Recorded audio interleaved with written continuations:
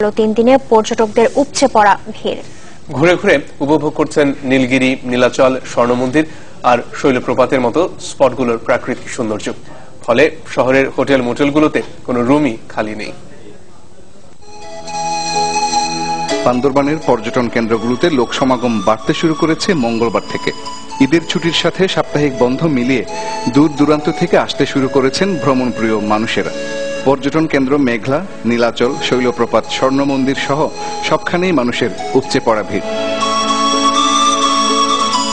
সারা বছরের ব্যস্ততার ফাঁকে প্রকৃতির টানে ছুটে আসা এসব মানুষ যেন ভেসে বেড়াচ্ছেন নির্মল আনন্দের স্রোতে।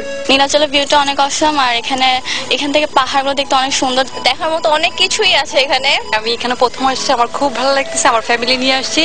নিজেদের এই ভ্রমণকে আরো আনন্দময় করে তোলার জন্য কিছু সুযোগ সুবিধা বাড়ানোর দরকার বলে জানালেন কেউ কেউ। এখানকার আরো কিছু এন্টারটেইনমেন্টের জন্য রাখলেই বেটার হয়, আরো ভালো লাগবে। একটা গাইডলাইনের মতো যেন সব একটা বুথের মতো থাকে, যেন ইনফরমেশন পেয়ে পুরো বান্দরবনটা ঘুরে দেখতে পারে আর কি। পর্যটকের তুলনায় থাকার জায়গা সীমিত, তাই শহরের হোটেল রিসোর্টগুলোতে এ সপ্তাহে কোনো সিটি খালি নেই বলে জানালেন ব্যবসায়ীরা। ঈদ ও প্রবারণা পূর্ণিমাকে সামনে রেখে আমাদের দুটো রিসোর্টেই সব বুকড।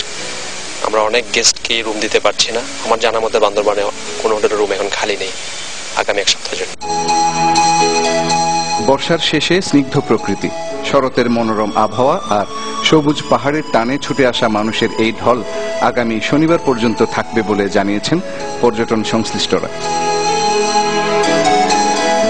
ফরিদুল আলম সুমন, চ্যানেল 24,